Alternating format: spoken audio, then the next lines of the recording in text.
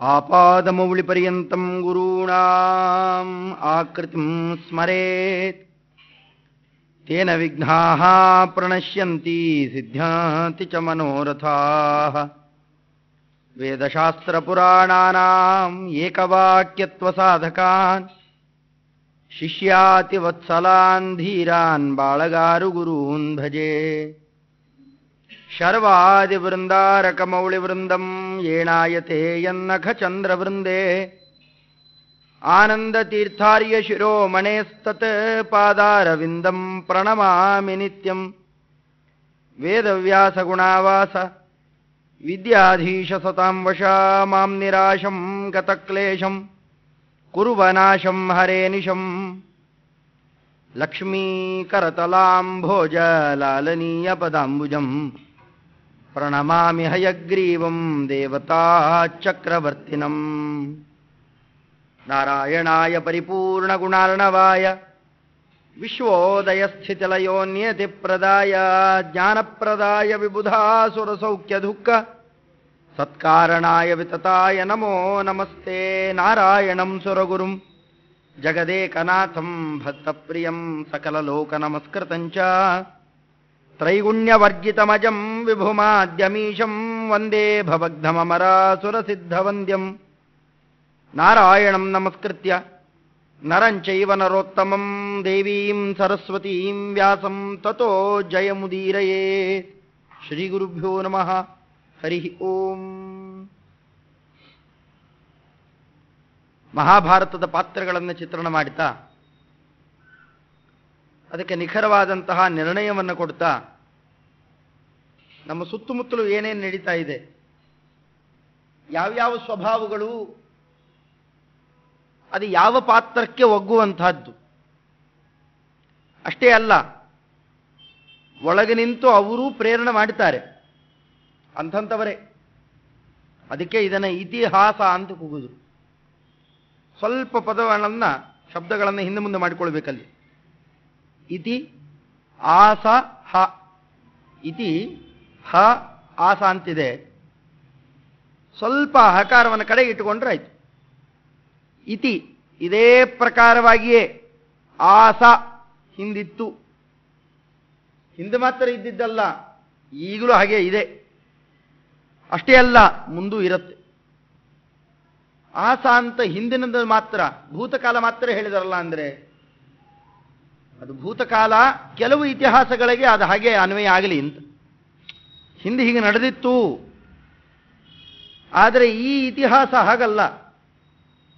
ಸೂರ್ಯೋದಯ ಯಾವಾಗ ಆಗ್ತಿತ್ತಪ್ಪ? ಸೂರ್ಯೋದಯ ಬೆಳಗ್ಗೆ ಆಗ್ತಿತ್ತು. ಬೆಳಗ್ಗೆ ಆಗ್ತಿತ್ತು ಅಂತಂದ್ರೆ ಈಗ ಆಗೋಲ್ವಾ? ಮುಂದಾಗೋಲ್ವಾ? ಯಾವುದೋ ಒಂದು ಕಾಲ ನಿರ್ದೇಶ ಮಾಡಿದ್ದನ್ನು ತ್ರಿಕಾಲಗಳಲ್ಲೂ ಯೋಜನೆ ಮಾಡಿಕೊಳ್ಬೇಕು. ಹಾಗೆ ಎಲ್ಲ ಕಾಲಕ್ಕೂ ಹೀಗೆ ವರ್ತನೆಗಳು ನಡೀತಾನೇ ಇರ್ತಾವೆ. ಈ ಪಾತ್ರಗಳು ಒಂದು ಕಾಲಕ್ಕಿದ್ದರೆ ಪಾತ್ರದ ಅಭಿಮಾನಿಗಳು ಸರ್ವದಾ ನಿಂತು ಎಲ್ಲ ಕಡೆಯಲ್ಲೂ ತಮ್ಮ ತಮ್ಮ ವ್ಯಾಪಾರ ನಡೆಸ್ತಿರ್ತಾರೆ. ಅದನ್ನು ತೋರಿಸಿಕೊಟ್ಟಂತಹ ಚರ್ಯೆ. ಕೆಲವರಿಗೆ ದುರ್ನೀತಿಗಳಲ್ಲೇನೆ ನಾನಾ ತರಹದ ಆಸಕ್ತಿ. ಸ್ವಲ್ಪ ಕೇಳಿದರೂ ಅದನ್ನು ಬೆಳೆಸಿಕೊಂಡು ಬಿಡ್ತಾರೆ ಸ್ವಭಾವದ ರುಚಿಯಿಂದ. ಅಲ್ಲೇ ಕೂತು ಅದನ್ನು ಬೇಕಷ್ಟು ಕೇಳಿದರೂ ಮೇಲ್ನೋಟಕ್ಕೆ ಲೋಕದಲ್ಲಿ ತಾನೇ ಹೋಗಿ ಕಣ್ಣಾರೆ ನೋಡಿ ಏನನ್ನೂ ತಿಳಿಲಿಕ್ಕಾಗುವಲ್ಲ. ಯಾಕೆ? ಕಣ್ಣೇ ಇಲ್ಲ. ಅಂತಹ ಧೃತರಾಷ್ಟ್ರನು ಎದುರುಗಡೆಯಲ್ಲೇ ಕೂತು ಬೇಕಷ್ಟು ಕೇಳಿದರೂ ಆ ನೀತಿಯಲ್ಲಿ ಮನಸ್ಸು ಕೊಡಲಿಲ್ಲ. ಹೇಳಿದ್ದು ಸ್ವಲ್ಪ ಆದರೂ ಬೇಕಷ್ಟು ಬೆಳೆಸಿಕೊಂಡು ಕಾರ್ಯದಲ್ಲೇ ಪ್ರವರ್ತನಾದವನು ದುರ್ಯೋಧನ, ಅವನ ತಮ್ಮಂದಿರು ಶಕುನಿ ಮುಂತಾದವರು. ಇದರಿಂದಾಗಿ ಸ್ವರೂಪದಲ್ಲೂ ಕಿಂಚಿತ್ ಅದು ಇರಬೇಕು. ಅದು ಇರಲಿಲ್ಲ ಅಂತಂದರೆ ಪ್ರಬಲವಾದ ಕಾರ್ಯಕ್ಕೆ ಸಹಕಾರಿ ಆಗೋಲ್ಲ.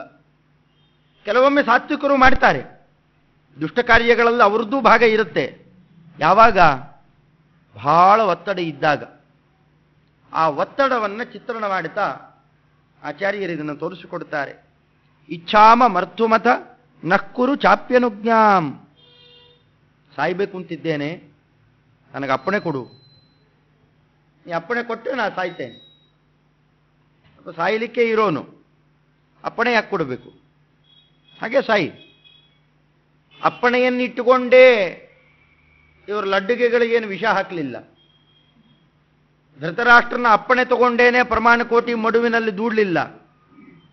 ಅಷ್ಟೇ ಅಲ್ಲ, ಹೋಗಲಿ ಏನೋ ಈ ಹೊತ್ತಿಗೆ ಸ್ವಲ್ಪ ಏನೋ ಬುದ್ಧಿ ಬಂದಿದೆ, ಆಗಿನ್ನೂ ಚಿಕ್ಕ ಹುಡುಗ, ಮುಂದೆ ಅಪ್ಪಣೆ ತಗೊಂಡೇ ಅರಗಿನ ಮನೆಯಲ್ಲಿ ಬೆಂಕಿ ಹಾಕೋಲ್ಲ. ಅರಗಿನ ಮನೆಯ ಸುದ್ದಿಯೇ ಗೊತ್ತಿಲ್ಲ ಧೃತರಾಷ್ಟ್ರನಿಗೆ. ಅವರ ಸತ್ತ ಮೇಲೆ ಗೊತ್ತು. ಇನ್ನು ನನ್ನ ಮಕ್ಕಳು ಮಾಡಿದ್ದೆ ಅಂತ ಚೆನ್ನಾಗಿ ಗೊತ್ತು. ಅಲ್ಲಿ ಅಪ್ಪಣೆ ತಗೊಳ್ಳಿಲ್ಲ. ಇಲ್ಲಿ ಮಾತ್ರ ಸಾಯಲಿಕ್ಕೆ ಮಾತ್ರ ಅಪ್ಪಣೆ ಕೇಳ್ತಾನೆ. ಅಂದ್ರೇನರ್ಥ? ಇದು ನಾಟಕ, ಬೂಟಾಟಿಕೆ, ಆಕ್ರಮದಲ್ಲಿ ಇಲ್ಲಿ ಪ್ರಶ್ನೆ ಮಾಡಬೇಕು, ಹೆದರಿಸಬೇಕು, ಬೆದರಿಸಿ ತನ್ನ ಕೆಲಸವನ್ನು ತಾನು ಸಾಧನೆ ಮಾಡಿಕೊಳ್ಬೇಕು. ಈ ರೀತಿಯಲ್ಲಿ ಮಾಡೋಣ. ತೇಹಿ ಸ್ವಬಾಹು ಬಲತೋ ಅಖಿಲ ಭೂಪಭೂತಿಂ ಮಯ್ಯಾ ಕೃಷಂತಿ ನಚವಃ ಪ್ರತಿಷೇಧಕಾಸ್ತೆ ತಸ್ಮಾತ್ ಕ್ಷಮಂ ವ್ರಜ ಶುಭಾಯ ಕುಲಸ್ಯ ತಾತ ಕ್ಷೇಮಾಯನೋ ಭವತಿವೋ ಬಲವದ್ವಿರೋಧ. ಧೃತರಾಷ್ಟ್ರನಿಗೆ ಎಲ್ಲ ರೀತಿಯಲ್ಲೂ ತಿಳುವಳಿಕೆ ಹೆಚ್ಚು. ಒಳಗಡೆಯಲ್ಲಿ ಸಾತ್ವಿಕ ಸ್ವಭಾವ. ಅಷ್ಟೇ ಅಲ್ಲ, ಅವನಿಗೆ ಬೇರೆ ಕೆಲಸ ಇರ್ತಿರಲಿಲ್ಲಲ್ಲ. ಮಹಾಬಲಿಷ್ಠ. 10,000 ಆನೆಯ ಬಲ ಇತ್ತಂತೆ. ಪ್ರಯೋಗ ಮಾಡಲಿಕ್ಕೆ ಹೆಚ್ಚು ಅವಕಾಶ ಸಿಗಲಿಲ್ಲ. ಅವಕಾಶನೇ ಸಿಗಲಿಲ್ಲ ಅನ್ನೋ ಹಾಗಿಲ್ಲ. ಮತ್ತೆ ಅವಕಾಶ ಸಿಗತ್ತೆ ಯಾವಾಗ? ಉಕ್ಕಿನ ಪ್ರತಿಮೆಯನ್ನು ಅಪ್ಪಿ ತನ್ನ ಬಲ ತೋರಿಸ್ಕೊಂಡು ಬಿಡ್ತಾನೆ. ಅದರಿಂದ ಹೆಚ್ಚು ಅವಕಾಶ ಸಿಗಲಿಲ್ಲ, ಅಷ್ಟನ್ನಬಹುದು. ಅಂದರೆ ಆ ಕ್ರಮದಲ್ಲಿದ್ದ ಧೃತರಾಷ್ಟ್ರನಿಗೆ ಬಲ, ಬುದ್ಧಿ ಎಲ್ಲವೂ ಜೋರಾಗೇ ಇತ್ತು. ಅದರಲ್ಲೂ ಕಣ್ಣಿಲ್ಲದೆ ಇದ್ದವರಿಗೆ ಬೇರೆ ಎಲ್ಲ ಇಂದ್ರಿಯಗಳು ಚುರುಕಾಗಿರ್ತವೆ. ಅದನ್ನು ವಿನಿಯೋಗ ಮಾಡೋದೆಲ್ಲಿ? ಎಲ್ಲ ಹಿರಿಯರನ್ನು ಸೇರಿಸಿಕೊಂಡು, ತನ್ನ ವಂಶದ ಹಿರಿಯರು ಎಲ್ಲರಿಂದಲೂ, ಅದರಲ್ಲೂ ಅತ್ಯಂತ ಪ್ರಮುಖ ಸಂಜಯ, ಅವನಿಂದ ಎಲ್ಲ ತತ್ವಜ್ಞಾನವನ್ನು ಗಳಿಸ್ತಾನೆ ಇದ್ದ. ಅದಕ್ಕೆ ಸಾಕ್ಷಿ ಸಂಜಯ ಉವಾಚ ಧೃತರಾಷ್ಟ್ರ ಉವಾಚ, ದೊಡ್ಡ ಗೀತ. ಇಡೀ ಗೀತೆಯನ್ನು ಇವರಿಬ್ಬರ ಸಂವಾದದಲ್ಲೇ ನಡೆಸಿದ್ದು. ಅಂದರೆ ಆ ಕ್ರಮದಲ್ಲಿ ಎಲ್ಲ ಕೇಳುತ್ತಿದ್ದಂತಹ ಮಹಾನುಭಾವ 2 ವಿರೋಧಗಳನ್ನು ತೋರಿಸ್ತಾನೆ ನೋಡು. ಒಂದು ಸಾತ್ವಿಕರು, ಯೋಗ್ಯರು, ಅಂಥವರನ್ನ ಕಳ್ಕೊಂಡ್ರೆ ಮತ್ತೆ ಸಿಗೋಲ್ಲ. ಎಲ್ಲರಿಗೂ ಹಿತ, ನಮಗೂ ಹಿತ. ಅವರ ತಮ್ಮ ಅವನ ರಾಜ್ಯ ಆಳ್ತಾ ಇರಬೇಕಾಗಿದ್ದರೆ ನನಗೇನು ತೊಂದರೆ ಕೊಟ್ಟಿಲ್ಲ. ಪಾಂಡುರಾಜ ಯಾವತ್ತೂ ನನಗೆ ತೊಂದರೆ ಕೊಟ್ಟಿಲ್ಲ. ಅವನ ಮಕ್ಕಳು ಹಾಗೇ ಇದ್ದಾರೆ. ನಿಮಗೇನ್ರಪ್ಪ ಬಹಳ ಅನುಕೂಲ ಆಯ್ತಲ್ಲ. ರಾಜ್ಯ ಕೋಶ ನೋಡ್ಕೊಳ್ಬೇಕು, ದುಡಿಬೇಕು, ಜವಾಬ್ದಾರಿ ಯಾವುದೂ ಇಲ್ಲ ನಿಮಗೆ. ಕೂತಲೇ ಕೂತಿರಿ.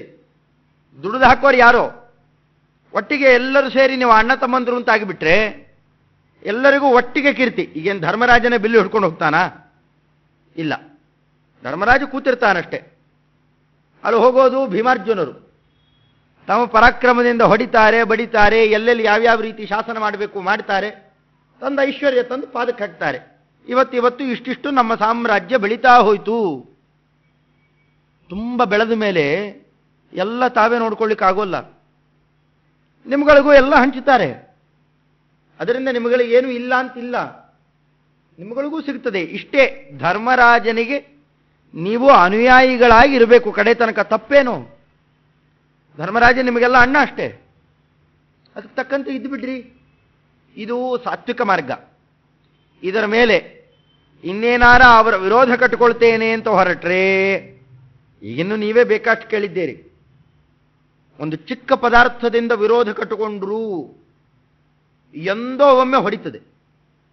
ಇರುವೆಯನ್ನು 4 ಸತಿ ಆ ಕಡೆಗೆ ಜಾಡಿಸಿದ್ರೆ 5ನೇ ಸತಿ ಬಂದು ಕುಟುಕು ಬಿಡುತ್ತೆ. 4 ದಿವಸ ಹೋಗೋಲ್ಲ ಇವನಿಗೆ ಗುಳ್ಳೆ. ಒಂದು ಚಿಕ್ಕ ಇರುವೆ ಎಷ್ಟು ಕೆಲಸ ಮಾಡುತ್ತದೆ? ಸರ್ಪ ಎಷ್ಟುದ್ದ ಇರ್ತದೆ? ಒಂದು ಮೊಳ ಉದ್ದ ಇರುವಂತಹದ್ದು. ಇವನು ತೋಳಿನಷ್ಟು ಇರೋಲ್ಲ. ಕಚ್ಚಿತು ಅಂತಂದ್ರೆ ಸತ್ಯ ಹೋಗ್ತಾನೆ ಮನುಷ್ಯ. ಅದರಿಂದಾಗಿ ಚಿಕ್ಕ ಚಿಕ್ಕ ಪಶುಗಳನ್ನ, ಜಂತುಗಳನ್ನ, ಇವುಗಳನ್ನ ಎದುರು ಹಾಕ್ಕೊಳ್ಳೋದೇ ಬಹಳ ಕಷ್ಟ. ಬಲಿಷ್ಠರನ್ನ ಎದುರು ಹಾಕ್ಕೊಂಡ್ರೆ ಬದುಕಲಿಕ್ಕಾಗ್ತದಾ? ಏನೋ ಚಿಕ್ಕ ಪುಟ್ಟವರನ್ನ ವಿರೋಧ ಮಾಡಿಕೊಂಡು ಅವ್ನು ಕೊಂದೇ ಬಿಟ್ರೆ ಆಮೇಲೆ ಏನೋ ಭಯ ಇಲ್ಲ. ಯಾವುದು? ಇಹಲೋಕದ ಭಯ ಇಲ್ಲ, ಮತ್ತು ಪರಲೋಕದ ಭೀತಿ ಇದೆ. ಕ್ರಿಮಿಗಳನ್ನು ಕೊಂದರೂ ಪರಲೋಕದ ಭೀತಿ ಇದೆ, ಇಹಲೋಕದಲ್ಲಿ ಭೀತಿ ಇಲ್ಲ, ಇಷ್ಟು ಅನ್ನಬಹುದು. ಆದರೆ ಇಂಥ ಬಲಿಷ್ಠರು ಇವತ್ತು ನೋಡ್ತಾ ಇದ್ದೀರಿ ಎಲ್ಲ ರೀತಿಯಲ್ಲೂ. ಕರ್ಣನನ್ನು ಮೆರೆಸಬೇಕು ಅಂತ ಬೇಕಾದ ಪ್ರಯತ್ನ ಮಾಡ್ತಾ ಇದ್ದಾನೆ ದುರ್ಯೋಧನ, ಆಗ್ತಾ ಇಲ್ಲ. ಎಲ್ಲ ರೀತಿಯಲ್ಲೂ ನೋಡ್ರಿ. ಗುರುದಕ್ಷಿಣೆಯನ್ನು ತರ್ತೇನೆ ಅಂತ ಹೋದವರು ಏನು ಮಾಡಿದ್ರಿ? ಬಡ್ತ ತಿಂದು ಬಂದ್ರಿ. ದೃಪದರಾಜನನ್ನು ಎಳ್ಕೊಂಡು ಬಂದು ಅವರು ತಂದು ಕಾಲಿಗೆ ಹಾಕ್ತಾರೆ, ನೀವಿಬ್ಬರು ಬಡ್ತ ತಿಂದು ಬರ್ತೀರಿ. ಕರ್ಣ ಮತ್ತೆ ದುರ್ಯೋಧನ, ಇನ್ನೆಲ್ಲ 100 ಜನ ಮಕ್ಕಳು ಎಲ್ಲ ಹಿಂದೆ ಹೋದವರು ಎಲ್ಲರೂ ಇದ್ದರು. ನಿಮ್ಮ ಕೈಯಲ್ಲಿ ಆಗದೇ ಇದ್ದದ್ದನ್ನೆಲ್ಲ ಸಾಧಿಸ್ತಾ ಬಂದಿದ್ದಾರೆ ಭೀಮಾರ್ಜುನರು. ಅದರಿಂದಾಗಿ ಬಲಿಬಿಹಿ ನವಿರೋಧವ್ಯಂ, ಬಲಿಷ್ಠರ ಜೊತೆಯಲ್ಲಿ ಎಂದೂ ವಿರೋಧ ಕಟ್ಟಿಕೊಳ್ಳಬಾರದು. ಇದು ಸಾಮಾನ್ಯ ನೀತಿ, ಜಗತ್ತಿನಲ್ಲೇ ಅತ್ಯಂತ ಸಾಮಾನ್ಯ ನೀತಿ ಇದು. ಅದರಿಂದಾಗಿ ಸರಿಯಾಗಿ ಶಮಂ ವ್ರಜ, ಸಮಾಧಾನ ಹೊಂದು. ಸಮಾಧಾನದಿಂದಾಗಿ ಮನೆಯಲ್ಲಿ ಬೇಕಾಟ ಐಶ್ವರ್ಯ ಇದೆ, ತಿಂದು ಉಂಡು ಚೆನ್ನಾಗಿರು. ಇಷ್ಟು ಹೇಳಿದರೆ ಕುಲಸ್ಯ ತಾತ ಇದೇನಾಗ್ತದೆ? ಶುಭಾಯ ಕುಲಸ್ಯ ತಾತ, ಇಡೀ ನಮ್ಮ ಕುಲಕ್ಕೆ ಒಳ್ಳೆಯದಾಗ್ತದೆ. ಇಲ್ಲ ಕುಲಹಾನಿ ಆಗ್ತದೆ, ಎಚ್ಚರ ಇರಲಿ. ಇದು ಮೊದಲೇ ಉಪದೇಶ ಮಾಡುತ್ತಾನೆ ಧೃತರಾಷ್ಟ್ರ. ಏವಂ ಬ್ರವತ್ಯಪಿ ನೃಪೇ ಪುನರಾಹ ಪಾಪಃ ಆಶ್ರಿತ್ಯ ಸೌಬಲಮತಂ ಯದನೈವ ಪಾರ್ಥಾನ್ ಅನ್ಯತ್ರ ಯಾಪಯಸಿ ನಾಗಪುರಾತ್ ಪರೇತಾನ್ ದೃಷ್ಟ್ವಾ ಅಖಿಲಾನಪಿ ಹೀನೋ ಮುಮುದೇಹಿ ಪಾರ್ಥೈಹಿ. ಒಳ್ಳೆ ಕೆಲಸ ಮಾಡಿ. ನೀವೇನು ಮಾಡಿದ್ರು ಪಾರ್ಥರು, ಬರೀ ನೀವು ಐಶ್ವರ್ಯ ಕೊಟ್ಟಿದ್ದಲ್ಲ, ನಿಮ್ಮ ಮನಸ್ಸೆಲ್ಲ ಅಲ್ಲೇ ಇದೆ.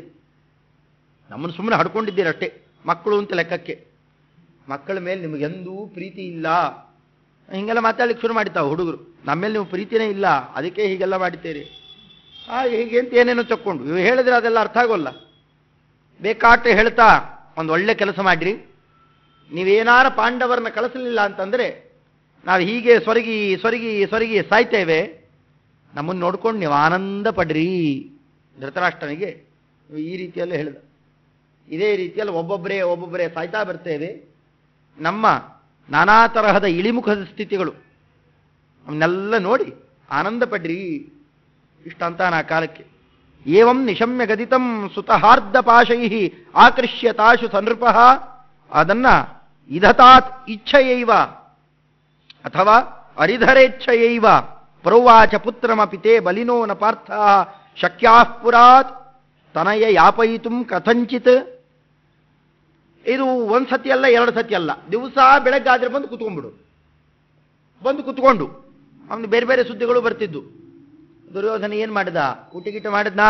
ಇಲ್ಲ, ಏನು ಮಾಡ್ತಾ ಇಲ್ಲ, ಸೊರಗ್ತಾ ಇದ್ದಾನೆ. ಒಬ್ಬೊಬ್ಬರೇ ಬೇರೆ ಬಂದು ಹೇಳೋದು. ಹಗಲು ರಾತ್ರಿ ಅದೇ ಯೋಚನೆ ಧೃತರಾಷ್ಟ್ರನಿಗೆ. ತಲೆನೋವು ಹೆಚ್ಚಾಗ್ಲಿಕ್ಕೆ ಶುರುವಾಯಿತು.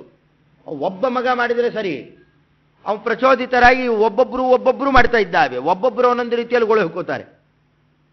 ಅದಕ್ಕೆ ಅರಣ್ಯ ಇವರು ಅಂತಾರೆ ಯಾದವಾರಿಯರು, ಪುತ್ರಾದಿ ನಕ್ರ ನಿಗೃಹೀತ ಶರೀರಕಸ್ಯ ವಾಸಿಷ್ಠ ಕೃಷ್ಣ ಮಮದೇಹಿ ಕರಾವಲಂಬಂ. ಸ್ವಾಮಿಯೇ, ಆ ಗಜೇಂದ್ರನನ್ನು ಉದ್ಧಾರ ಮಾಡಿದೆ. ಆ ಗಜೇಂದ್ರನಿಗೆ ಒಂದೇ ಮೊಸಳೆ ಹಿಡ್ಕೊಂಡಿತ್ತು. ನಮ್ಮ ಒಂದು ಮೊಸಳೆ ಹಿಡ್ಕೊಂಡಿಲ್ಲ, 1000 ಮೊಸಳೆ ಹಿಡ್ಕೊಂಡಿದ್ದಾವೆ. ಬೇಗ ಕೈ ಹಿಡಿದು ಕಾಪಾಡು ಅಂತಂತಾರೆ. ಯಾರಪ್ಪ ಅಂತ ಮೊಸಳೆಗಳು ಅಂದರೆ ಮಕ್ಕಳು ಮರಿ ಮುಂತಾದವುಗಳು, ಹೆಂಡತಿ ಮಕ್ಕಳು ಮುಂತಾದವು ಎಲ್ಲ ಮೊಸಳೆಗಳೇ ಒಂದೊಂದು ಕಡೆಯಿಂದ ಎಳೆದು ಹಾಕ್ತಾ ಇದ್ದಾವೆ. ನಮ್ಮನ್ನ ಧರ್ಮ ಮಾರ್ಗಕ್ಕೆ ಹೋಗಲಿಕ್ಕೆ ಬಿಡ್ತಾ ಇಲ್ಲ. ಇಷ್ಟು ಈ ಕ್ರಮದಿಂದಾಗಿ ಅಲ್ಲಿ ಪ್ರಾರ್ಥನೆ ಮಾಡುತ್ತಾರೆ. ಅದಕ್ಕೆ ಒಳ್ಳೆ ದೃಷ್ಟಾಂತ ಈತ. ಆಕೃಷ್ಯತ, ಎಳಿತಾ ಇದ್ದಾನೆ ಈ ಕಡೆಗೆ ಅಂದಂತೆ ಧೃತರಾಷ್ಟ್ರ. ಇಷ್ಟೆಲ್ಲ ಆದಮೇಲೆ ಸ್ವಲ್ಪ ನಾರು ತಗಲೇಬೇಕಲ್ಲ, ಅದಕ್ಕೆ ಮಾತು ಬದಲಾಯಿಸಿದ. ಅಲ್ಲಪ್ಪ, ನೀವು ಹೊರಗೆ ಹಾಕಬೇಕು ಅಂತಂದ್ರೆ ಅವ್ರನ್ನ ಇಲ್ಲಿಂದ ಕಳಿಸಲಿಕ್ಕಾಗ್ತದಾ? ಅದರದ್ದೇನು ಯೋಚನೆ ಮಾಡಿ, ನಾ ಎಲ್ಲ ಪ್ಲಾನ್ ಮಾಡಿದ್ದೇನೆ. ಹೊರಗೆ ಹಾಕ್ಲಿಕ್ಕೆ ಏನೇನು ಬೇಕೋ ಎಲ್ಲ ವ್ಯವಸ್ಥೆ ನಾ ಮಾಡಿಬಿಟ್ಟಿದ್ದೇನೆ. ಹೊರಗೆ ಹಾಕಬಹುದಾ ಅಂತ ಸ್ವಲ್ಪ ಅಷ್ಟು ಇಳಿದಿರಲ್ಲ ಸಾಕು ಒಂದು ಆ ವ್ಯವಸ್ಥೆ ಮಾಡಿದ್ದೇನೆ ನೋಡಿ. ತರಿಸಿದ ನಕ್ಷೆ ಗಿಕ್ಷೆ ಎಲ್ಲ ಹಾಕಿ, ನಮ್ಗೆ ಸಂಬಂಧಪಟ್ಟ ರಾಜ್ಯ ಎಷ್ಟಿದೆ, ಯಾವ್ಯಾವ ಭಾಗ ಇದೆ, ಎಲ್ಲೂ ಹೋಗಬಹುದು ಅವರು, ಎಲ್ಲಿ ಹೆಚ್ಚು ಕಪ್ಪ ಬರ್ತಾ ಇದೆ, ಯಾವ ಪ್ರದೇಶದಲ್ಲಿ ಅವರಿದ್ದರೆ ಹೆಚ್ಚು ತೊಂದರೆ ಇಲ್ಲ, ಅಂತ ಪ್ರದೇಶಕ್ಕೆ ಸುಮ್ಮನೆ ಹೋಗ್ರಿ ಅಂದ್ರೆ ಹೋಗ್ತಾರಾ? ಅವ್ರು ಹೋಗ್ರಿ ಅಂತಂದ್ರೆ ಮನೆಯಲ್ಲಿರುವ ಹಿರಿಯರು, ರಾಜಕೀಯ ವ್ಯವಸ್ಥೆ ಅವ್ರನ್ನ ಕಳಿಸಿಕೊಟ್ಟೀತ, ಪ್ರಜೆಗಳು ಬಿಟ್ಟಾರಾ? ಇಷ್ಟೆಲ್ಲ ಕಣ್ಣು ಮುಂದೆ ನಾನಾ ಸಮಸ್ಯೆಗಳಿದ್ದಾವೆ. ಇದಕ್ಕೆಲ್ಲದಕ್ಕೂ ಉತ್ತರ ನಾನು ಸಿದ್ಧಪಡಿಸಿದ್ದೇನೆ. ದುರ್ಯೋಧನ ಎಲ್ಲ ಮೊದಲೇ ವ್ಯವಸ್ಥೆ ಮಾಡಿಕೊಂಡಿದ್ದಾನೆ. ಆಗ ಮಾತಾಡ್ತಾನೆ, ಇತ್ಯುಕ್ತಾಹ ಪಿತರಂ ಶಕುನಿಂ ನಿರೀಕ್ಷ್ಯ. ಶಕುನಿಯನ್ನು ಪಕ್ಕ ಕೂಡಿಸ್ಕೊಂಡ. ಬನ್ರಿ ನೀವು ಮುಂದೆ ಕೂತ್ಕೊಳ್ರಿ, ಮಾವಂದ್ರು ನೀವು ಮುಂದೆ ಕೂತ್ಕೊಂಡು ನೀವು ಹೇಳ್ರಿ. ಎಲ್ಲ ಒಟ್ಟಿಗೆ ಹಾಕ್ಕೊಂಡ್ರು. ಲೆಕ್ಕಾಚಾರ ಹಾಕಂತಾರೆ, ಸೃಷ್ಟೋ ಮಯಾ ವಿಧಿರಿಹಾದ್ಯ ಶೃಣುಷ್ವತಂ ಚ.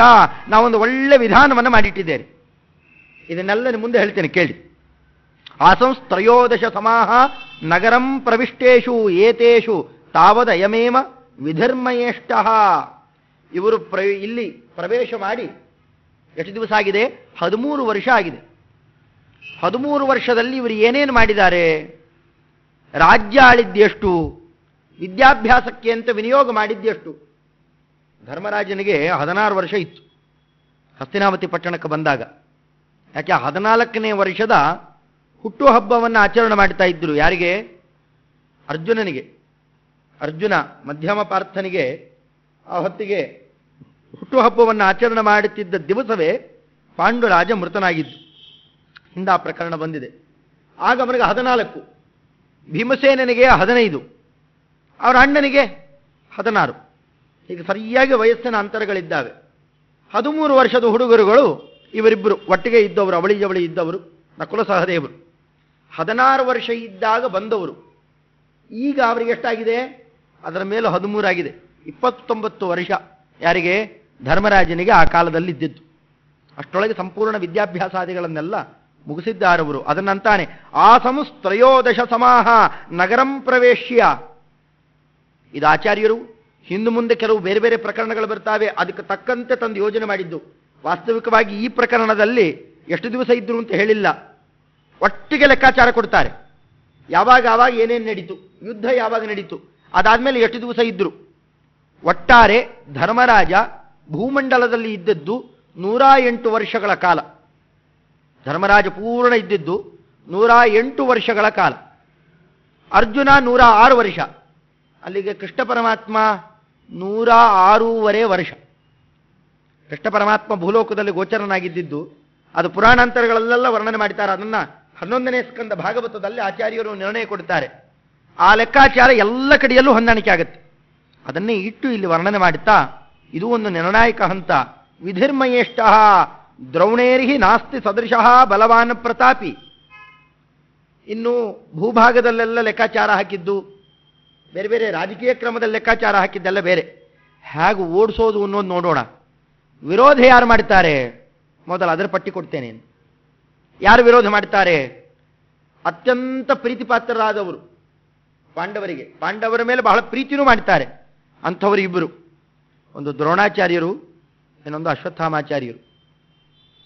ಇವರಿಬ್ಬರೂ ಕೂಡ ಗುರುಗಳು, ಗುರುಪುತ್ರರು, ಬಹಳ ಪ್ರೀತಿ ತೋರಿಸ್ತಾ ಇದ್ದಾರೆ. ಇದರ ಮೇಲೆ ನಮ್ಮ ವಂಶದ ಹಿರಿಯ ಭೀಷ್ಮಾಚಾರ್ಯ ಅವ್ರ ಮೇಲೆ ಸಂಪೂರ್ಣ ಜವಾಬ್ದಾರಿನೇ ಇಟ್ಟಿದ್ದಾನೆ. ಮುಂದೆ ಅವರೇ ನೋಡಿಕೊಳ್ಳೋದು ಅಂತ ನಂಬಿದ್ದಾನಾತ. ಇದರಲ್ಲಿ ಒಂದು ಸ್ವಲ್ಪ ಒಡೆದಿದ್ದೇನೆ ನಾನು. ಅಶ್ವತ್ಥಾಮಾಚಾರ್ಯರಿಗೆ ಮನೆಗೆ ಕರೆದು ಅವ್ರಿಗೇನು ಬೇಕೋ ಅಷ್ಟೆಲ್ಲ ಕೊಟ್ಟು ಅವರೊಬ್ಬರನ್ನ ನಾನು ಒಲಿಸಿಕೊಂಡಿದ್ದೇನೆ. ನನ್ನ ಮೇಲೆ ಪ್ರೀತಿ ಬರಬೇಕೋ ಹಾಗೆ ಮಾಡಿಕೊಂಡಿದ್ದೇನೆ. ಅವರೊಬ್ಬರ ಪ್ರೀತಿ ಪಾಂಡವರ ಮೇಲೆ ಹೋಗೋದನ್ನ ಎಳಕೊಂಡೆ, ಸಾಕಾಯಿತು. ದ್ರೌಣೇರ್ಹಿ ನಾಸ್ತಿ ಸದೃಶಃ ಬಲವಾನ್ ಪ್ರತಾಪಿ ಸೋಯಂ ಮಯಾ ಬಹುವಿಧೈಹಿ ಪರಮೈರುಪಾಯೈಹಿ. ಅವರೆಲ್ಲ ಮೊದಲಿದ್ದದ್ದು ಪರೀಕ್ಷಾ ಹೊತ್ತಿಗೆ ನೋಡಬಹುದು. ಕರ್ಣ ಮತ್ತು ಅರ್ಜುನ ಇವರಿಬ್ಬರಿಗೆ ಪರೀಕ್ಷಾ ನಡೀತಾ ಇದ್ದಾಗ ದ್ರೋಣಾಚಾರ್ಯರು, ಕೃಪಾಚಾರ್ಯರು ಬಂದು ಬೈತಾರೆ. ಕರ್ಣನನ್ನ, ದುರ್ಯೋಧನನನ್ನ ಯಾರು ಮಾತಾಡಿಸ್ತಾ ಇರೋಲ್ಲ. ಅಶ್ವತ್ಥಾಮಾಚಾರಂತೂ ಏನಿಬ್ಬರು ಕಾದಾಡ್ತಾ ಇದ್ದೀರಿ ಅಂತ ಇಬ್ಬರನ್ನು ಬಂದು ಬಿಡಿಸಿ ದುರ್ಯೋಧನನನ್ನು ಬೈದವರು. ಆದರೆ ಮಧ್ಯದಲ್ಲಿ ಬ್ರಾಹ್ಮಣರು ಅಂದರೆ ದರಿದ್ರರು, ಆಶಾಪಾಶವನ್ನು ತೋರಿಸಿ ಅವರನ್ನೆಲ್ಲ ನಾವು ಒಳಗೆ ಹಾಕ್ಕೊಂಡಿದ್ದೇನೆ.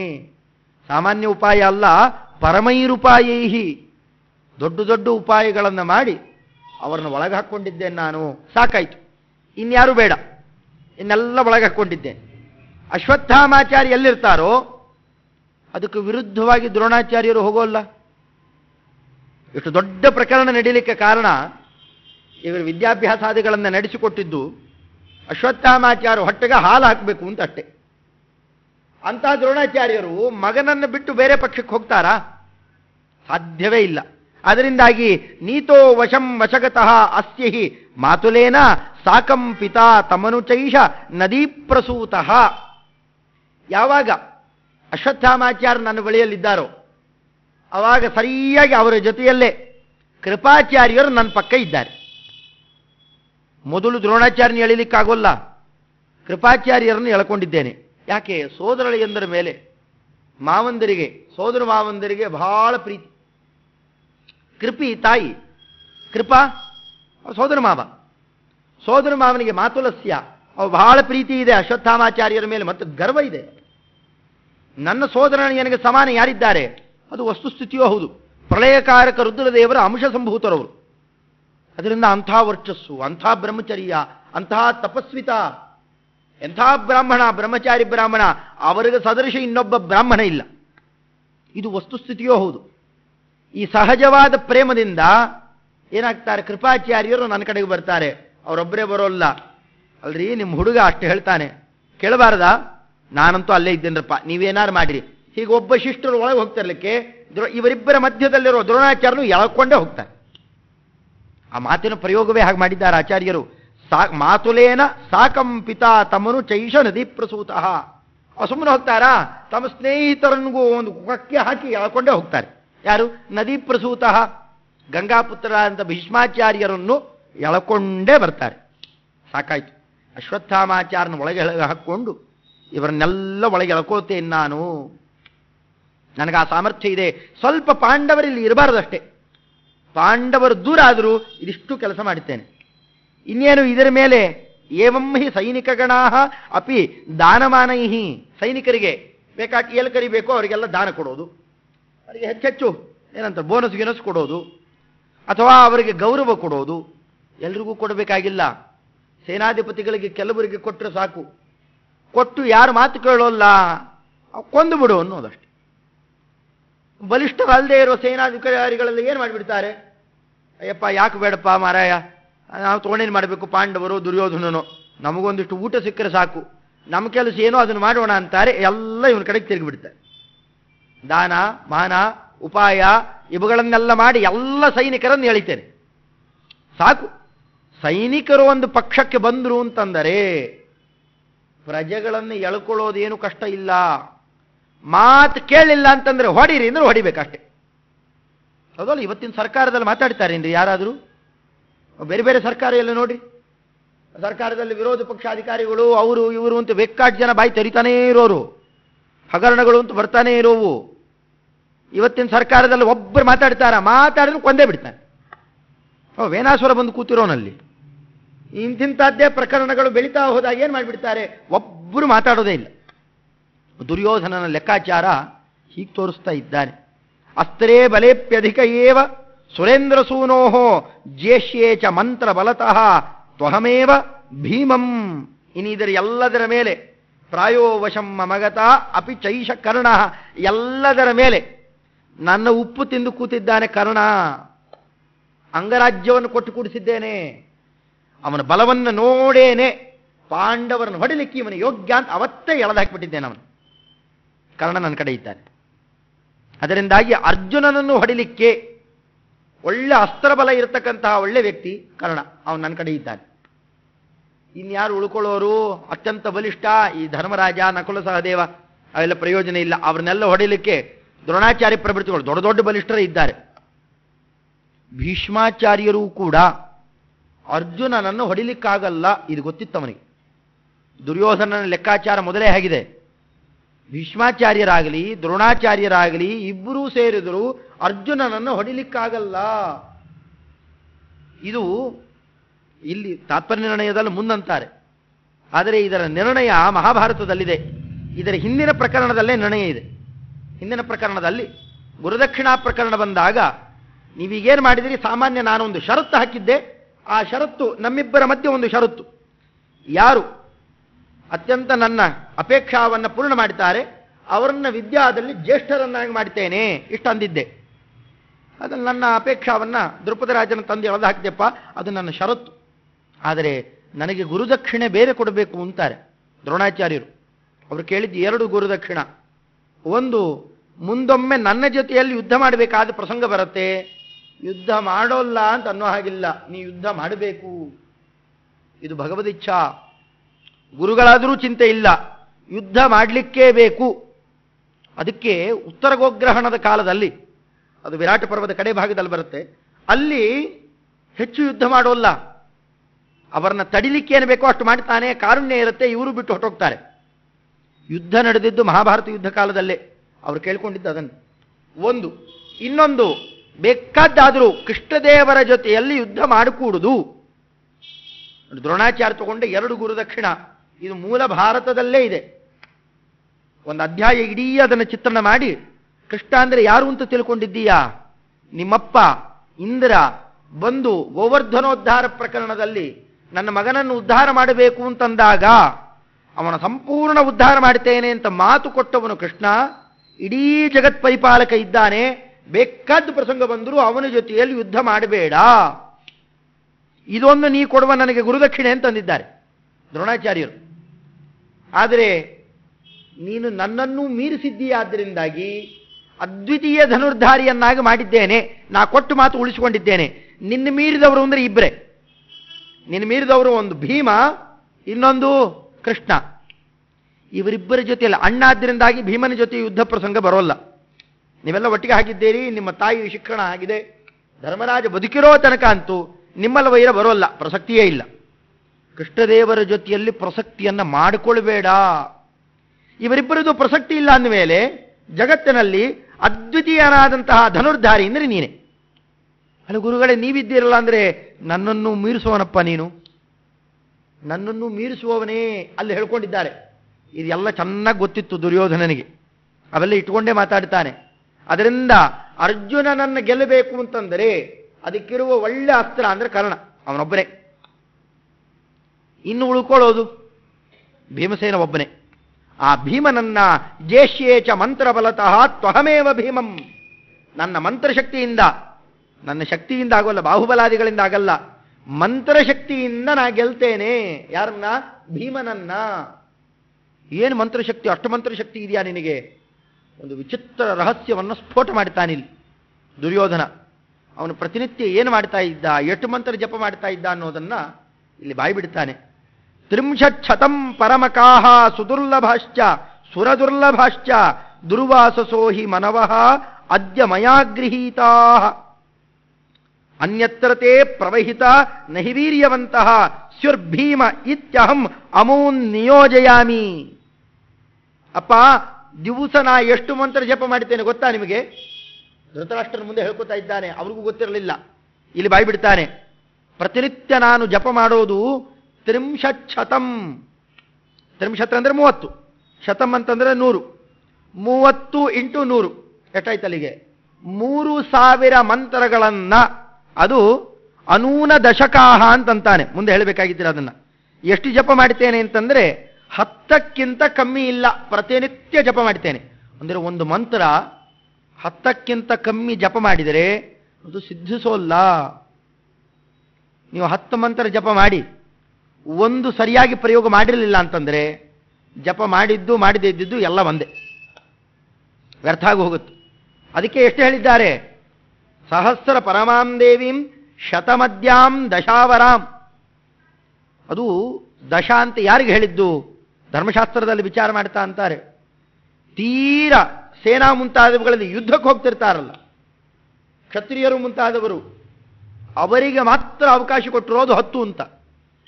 ಎಲ್ಲರೂ ಅದನ್ನೇ ಹಿಡ್ಕೊಂಡು 10 ತೀರಾ ಅವಸರದಲ್ಲಿರೋರು, ಇನ್ನೇನು ಮಾಡಲಿಕ್ಕೆ ಶಕ್ಯವೇ ಇಲ್ಲ, ಸಂಧ್ಯಾವಂದನೆ ತಪ್ಪೇ ಹೋಗ್ತದೆ ಅಂತನ್ನೋವರು ಮಾತ್ರ 10 ಮಾಡಲಿಕ್ಕೆ ಅಧಿಕಾರಿಗಳು ಧರ್ಮಶಾಸ್ತ್ರದಲ್ಲಿ ವಿಚಾರ ಮಾಡ್ತಾರೆ. ಅವಕಾಶ ಇದ್ದವರು ಇನ್ನೆಷ್ಟು ಮಾಡಬೇಕಾಗಿದ್ದರೆ ಅವರಿಗೆ ಅವರ ಸಂಖ್ಯೆ ಎಷ್ಟು? 100 ಮಾಡಲಿಕ್ಕೆ ಪುರುಸೊತ್ತಿಲ್ಲ ಅಂಥವ್ರು ಎಷ್ಟು ಮಾಡಬೇಕು ಅಂದರೆ 28 ಜಪ ಮಾಡಬೇಕು ಅಂತಂದಿದ್ದಾರೆ. 28 ಜಪ ಆಗಬೇಕು, ಅದಕ್ಕೆ 3 ಪಟ್ಟು ನಾರಾಯಣಾಷ್ಟಾಕ್ಷರ. ಅಂದರೆ ಅವನಂತಾನೆ ಅನೂನ ದಶಕಾಹ, 10ಕ್ಕಿಂತ ಕಮ್ಮಿ ಇಲ್ಲದೆ 3000 ಮಂತ್ರಗಳನ್ನು ಪ್ರತಿನಿತ್ಯ ಜಪ ಮಾಡ್ತೇನೆ. ಅಲ್ಲಿಗೆ ಎಷ್ಟಾಯ್ತು? ಪ್ರತಿನಿತ್ಯ ಅವನು ಜಪ ಮಾಡೋದು ಕೂತ್ಕೊಂಡು ಜಪಕ್ಕೆ ಎಷ್ಟು ವಿನಿಯೋಗ ಮಾಡ್ತಿದ್ದ ಕಾಲ? 30,000 ಮಂತ್ರಗಳ ಜಪ ಪ್ರತಿನಿತ್ಯ ಆಗಬೇಕು. ಯಾರು ಮಾಡ್ತಾರ್ರಿ ಇವತ್ತು? ಇಡೀ ಸೇರಿ 1000 ಮಂತ್ರ ಜಪ ಯಾರು ಮಾಡ್ತಾರೆ?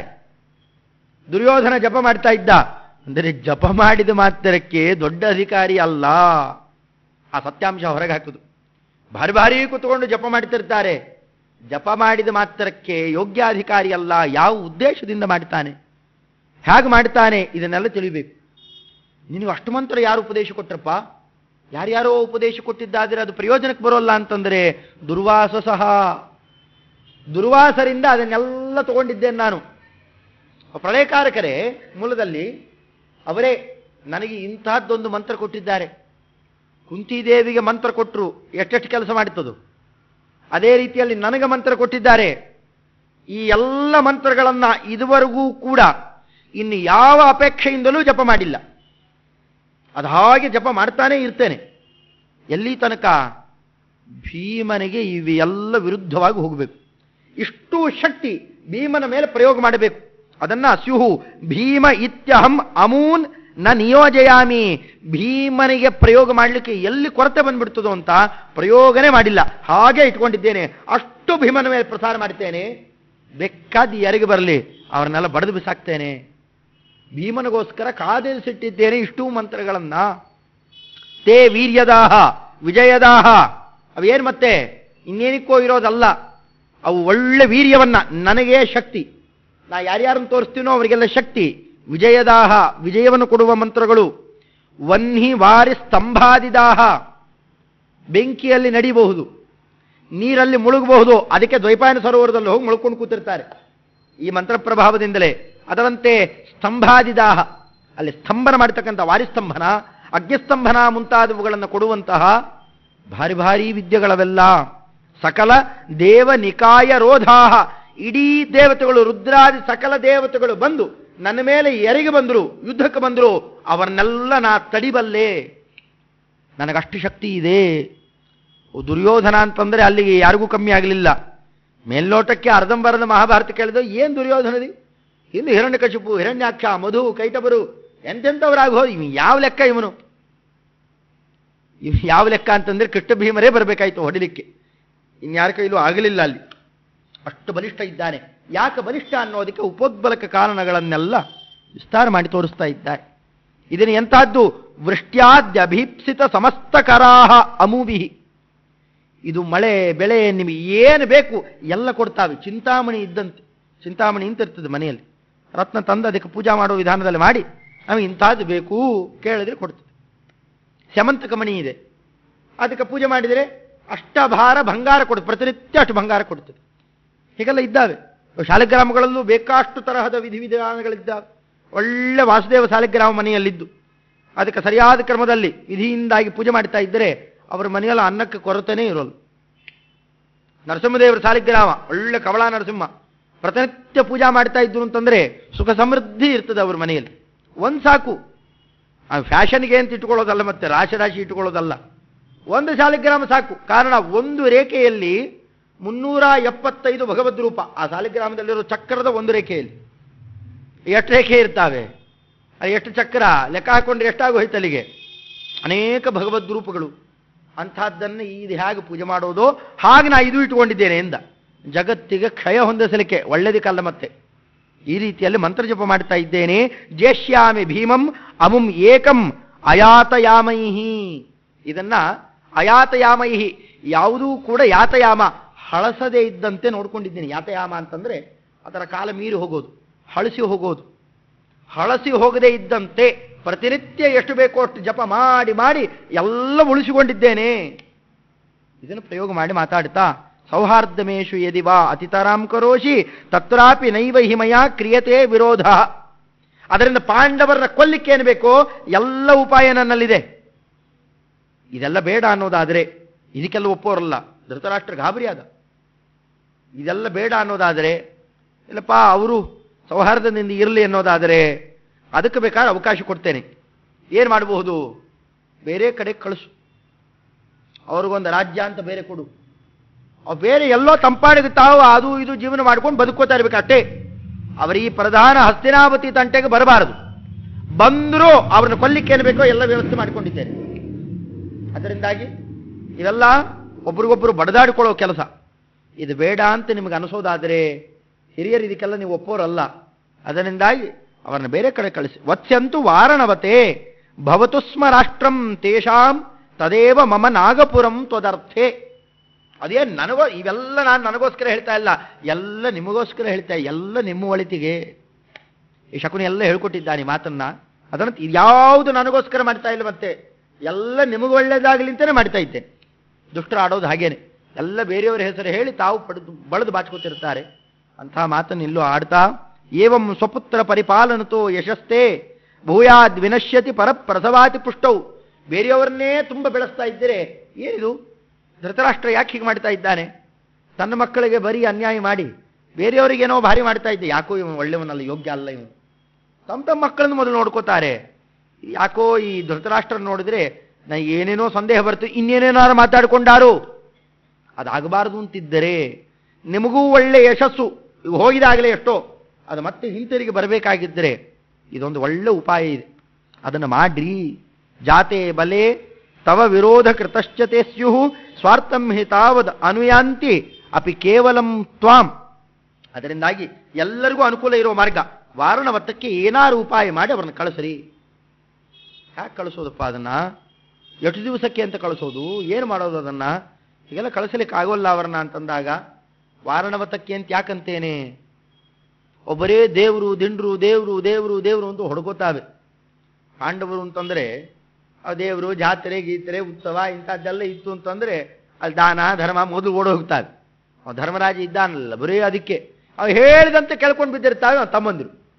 ಸುಮ್ಮನೆ ಕರೆಸ್ರಿ, ಧರ್ಮರಾಜನನ್ನು ಕರೆಸಿ ಇಷ್ಟು ಹೇಳ್ರಿ, ನೋಡಪ್ಪ ಎಷ್ಟು ದಿವಸನೋ ಅದು ಬರೇ ರಾಜ್ಯ ಕೋಶ ಅದು ಇದು ಅಂತ ಒದ್ದಾಡ್ತಿರ್ತಿ.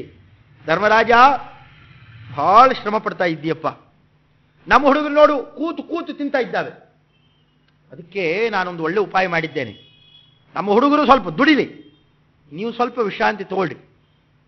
ಒಂದು ವರ್ಷ, ಒಂದು ಸಂವತ್ಸರ ಕಾಲ ಏನು ಮಾಡ್ರಿ, ಅಲ್ಲೆಲ್ಲ ಭಾರಿ ಉತ್ಸವಗಳೆಲ್ಲ ನಡೀತಾವೆ.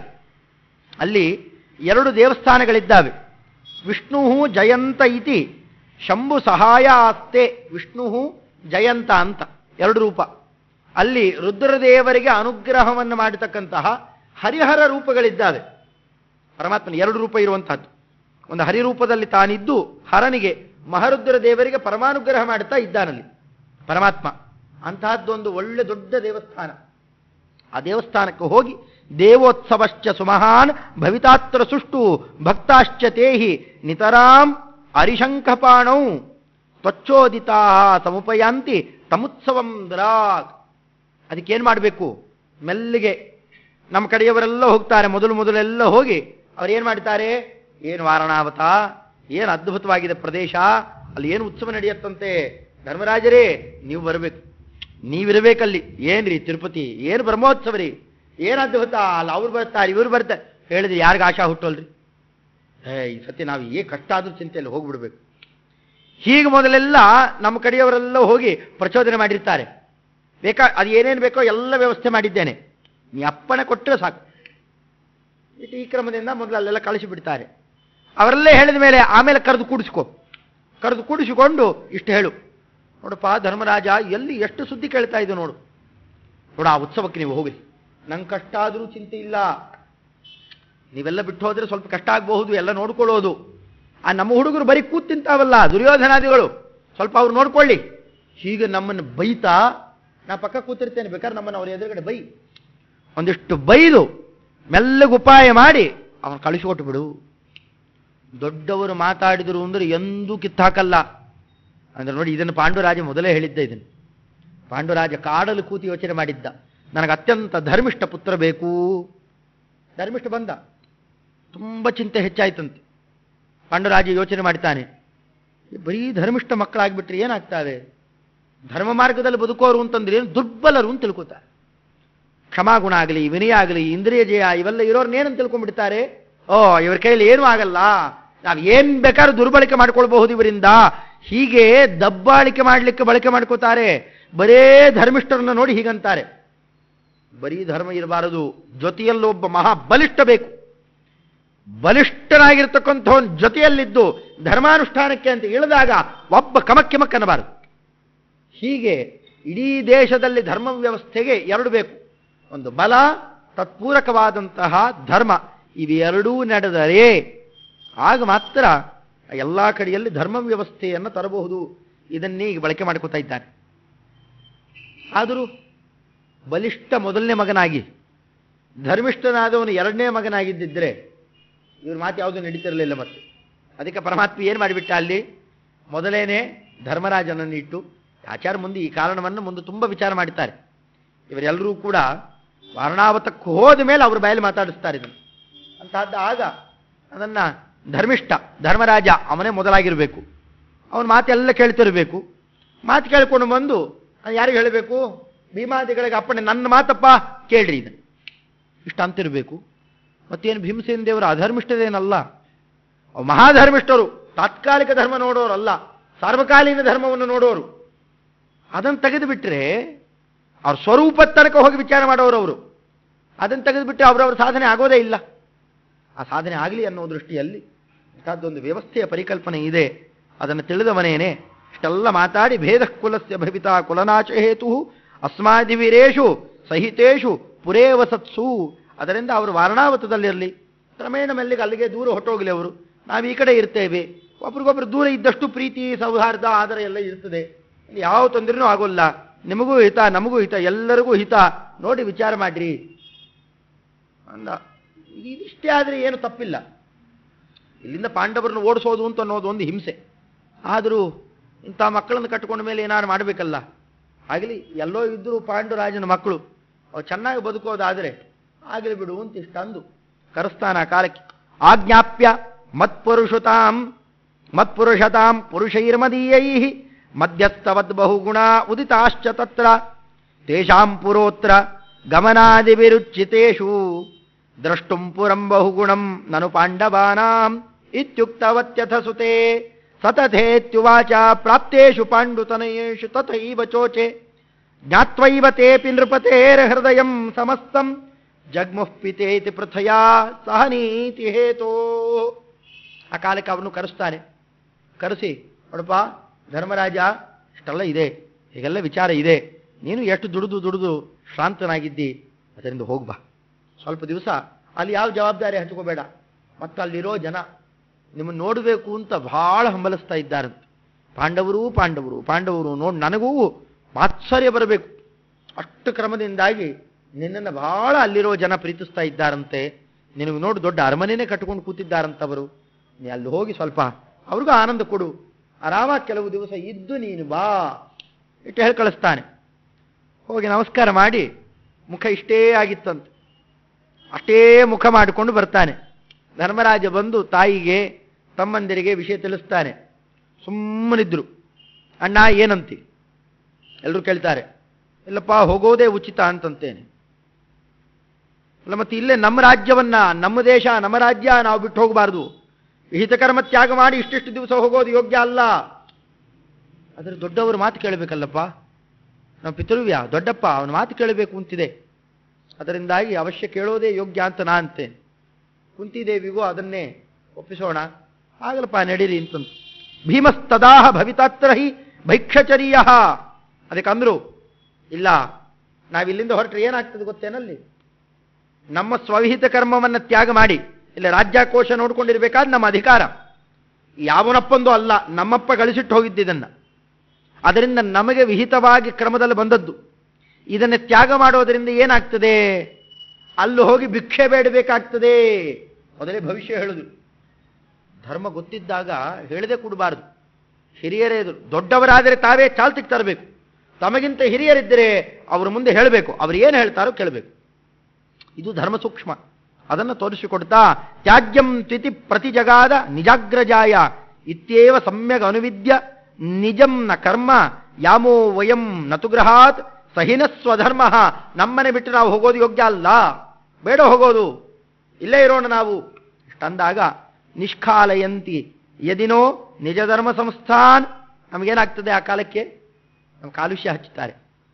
ನೋಡಪ್ಪ ದೊಡ್ಡಪ್ಪ ಅಷ್ಟು ಹೇಳ್ತಾ ಇದ್ದಾನೆ, ಏನು ಕೆಟ್ಟದ್ದು ಹೇಳದ್ನ, ಒಳ್ಳೆದ್ದೇನೋ ಹೇಳ್ತಾ ಇದ್ದಾನೆ. ಅವನ ಮೇಲೆ ವಿಶ್ವಾಸ ಇಲ್ಲ ಪಾಂಡವರಿಗೆ. ಅವನ ಮಾತು ಕೇಳಲಿಲ್ಲ. ನಾವೇ ಇನ್ನು ಎಷ್ಟು ಧರ್ಮಿಷ್ಠರಾಗಿ ನಡ್ಕೊಂಡ್ರು ಅವ್ ದೊಡ್ಡಪ್ಪನ ಮಾತು ಒಂದು ಕೇಳಬೇಕಾಯ್ತು. ನೋಡಿ, ಅದೊಂದು ಕಪ್ಪು ಚುಕ್ಕೆ ಉಳ್ಕೋತು. ಇಷ್ಟು ದೊಡ್ಡ ಚಂದ್ರನನ್ನು ನೋಡಿದರೆ, ಚಂದ್ರ ಎಷ್ಟು ಪ್ರಕಾಶದ ಪುಂಜ, ಎಷ್ಟು ಚಂದ ಯಾರು ಅನ್ನೋಲ್ಲ, ಅದೊಂದು ಕಳಂಕ ಇರಬಾರ್ದಾಗಿತ್ತು ಅಂತಂತ. ಇಷ್ಟು ದೊಡ್ಡ ಪಾತ್ರೆ ತುಂಬ ಹಾಲು ಹಾಕಿ ಒಂದೇ ಒಂದು ಇಜ್ಜಲು ತುಂಡು ಹಾಕಿದ್ರೆ ಏನಂತಾರೆ? ಮೊದಲು ಆ ಕಪ್ಪು ತೆಗಿ ಅಂತಾರೆ. ಹೋಗೋದು ದೃಷ್ಟಿ ಅಲ್ಲಿಗೆ ಹೋಗ್ತದೆ. ಅದರಿಂದಾಗಿ ಬಿಳಿ ಬಣ್ಣ ಹೆಚ್ಚು ನೋಡೋಲ್ಲ, ನಮಗೆ ಅಪಕೀರ್ತಿ ಕೊಡೋದಲ್ಲೇ ಇರ್ತಾರೆ. ಆ ಅಪಕೀರ್ತಿ ಬರಬಾರದು. ಅದರಿಂದ ಯೋತ್ಸಾಮೆ ಹೇತ್ರ ನಹಿ ದಸ್ಯೋವಧೋಪಿ ಅಧರ್ಮ ಇತ್ಯೂಚಿ ವಾಂಸ ಮಮುಮಾಹ ಸ ಧರ್ಮಸೂನು ಕೀರ್ತಿರ್ವಿನಶ್ಯತಿ ಹಿನೋ ಗುರುಭಿರ್ವಿರೋಧೇ. ನೀನು ಬೇಕಾದ್ರೆ ಯುದ್ಧ ಮಾಡಿಯೂ ಅವರನ್ನು ವಿರೋಧ ಮಾಡಿಕೊಂಡು ಹೊಡೆದು ಬೇಕಾದ್ರೆ ಗೆಲ್ತೇನೆ, ಸಾಮರ್ಥ್ಯ ಇದೆ ಅಂತ ಅಂತೀಯ ಭೀಮ. ಆದರೆ ದೊಡ್ಡಪ್ಪ, ಅವ್ರಿಗೆ ಅನುಯಾಯಿಗಳಾಗಿರ್ತಕ್ಕಂತಹ ಬೇರೆ ಬೇರೆಯವರು ಎಲ್ಲರ ವಿರೋಧ ಕಟ್ಟಿಕೊಂಡ್ರು ಅನ್ನೋ ದೊಡ್ಡ ಅಪಕೀರ್ತಿ. ಏನು ಎಲ್ಲರಿಗೂ ವಿನೀತರಾಗಿ ಹಾಗೆ ನಡ್ಕೋತಾರಪ್ಪ ಪಾಂಡವರು ಅಂತನ್ನುವ ಕೀರ್ತಿ, ಅದ ನಾಶ ಆಗಿ ಬರೇ ಅಪಕೀರ್ತಿ ಬರ್ತದೆ. ಎಂದೂ ಕೂಡ ಸಂಭಾವಿತಸ್ಯ ಚಾಕೀರ್ತಿ ಮರಣಾದ್ ಅತಿರಿಚ್ಯತೆ. ಇದನ್ನು ಕಟ್ಟ ಪರಮಾತ್ಮ ಇವನ್ನೆಲ್ಲ ಇಟ್ಟುಕೊಂಡೇ ಮುಂದಂತಾನೆ. ಅದರಿಂದಾಗಿ ಆ ರೀತಿಯಲ್ಲಿ ಮಾತಾಡೋದು ಬೇಡ. ಇಷ್ಟರ ಮೇಲೆ ನಮಗಂತಹದ್ದೇನಾರ ಆಪತ್ತು ಬಂದರೆ ಧರ್ಮಿಷ್ಠರಾಗಿದ್ದೇವೆ, ಎಲ್ಲಿದ್ದರೂ ನಮ್ಮ ಧರ್ಮವನ್ನು ಕಾಪಾಡಿ ಭಗವಂತ ಉದ್ಧಾರ ಮಾಡಿಯೇ ಮಾಡ್ತಾನೆ. ಆ ನಂಬಿಕೆ. ದೊಡ್ಡವರು ಮಾತು ಕೇಳ್ತಾ ಇದ್ದೇವೆ, ಅಧರ್ಮ ಏನು ನಡೆಸಿಲ್ಲ, ಭಗವಂತ ರಕ್ಷಕ ಇದ್ದಾನೆ, ಇಷ್ಟ ಅಂತಾನೆ. ಈ ಭೀಮಸೇನ ದೇವ್ರಿಗೆ ಗೊತ್ತಿರಲ್ಲೇನು ಈ ಮಾತು? ಇಲ್ಲಿ ಏನು ಧರ್ಮ ಸೂಕ್ಷ್ಮ ಏನು ಮಾತಾಡಿದ್ರು, ಯಾಕೆ ಹೀಗೆ ನಡೀತು, ಇಲ್ಲ ಅಣ್ಣ ಆಗಿದ್ಯಾಕೆ ತಮ್ಮ ಆಗಿದ್ಯಾಕೆ, ಅದರ ಕಾರಣಗಳನ್ನೆಲ್ಲ ಹಿಂದು ಮುಂದಿನ ತಗೊಂಡು ನಾಕಾರ ಕಾರಣಗಳಿಂದಾಗಿ ಇದನ್ನೆಲ್ಲ ಹೇಗೆ ವ್ಯವಸ್ಥೆ ಮಾಡಿಕೊಟ್ರು ನಾಳಿನ ದಿವಸ ನೋಡೋಣ. ಅದೇ ಯಥಾಮತಿ ಕದಾಭಿಪ್ರಾಯ. ಶ್ರೀಕೃಷ್ಣಾರ್ಪಣಮಸ್ತು. ಹರಯೇ ನಮಃ. ಸ್ವಸ್ತಿ ಪ್ರಜಾಭ್ಯಃ ಪರಿಪಾಲಯಂತಾಂ ನ್ಯಾಯೇನ ಮಾರ್ಗೇಣ ಮಹಿಂ ಮಹಿಷಾಃ. ಗೋ ಬ್ರಾಹ್ಮಣೇಭ್ಯಃ ಶುಭಮಸ್ತು ನಿತ್ಯಂ. ಲೋಕಾಃ ಸಮಸ್ತಾಃ ಸುಖಿನೋ ಭವಂತು. ಕಾಲೇ ವರ್ಷಪರ್ಜನ್ಯಃ ಪೃಥ್ವೀ ಶಾಲಿನಿ. ಏಷೋऽಯಂ ಗೋಬ್ರಹಿತಃ.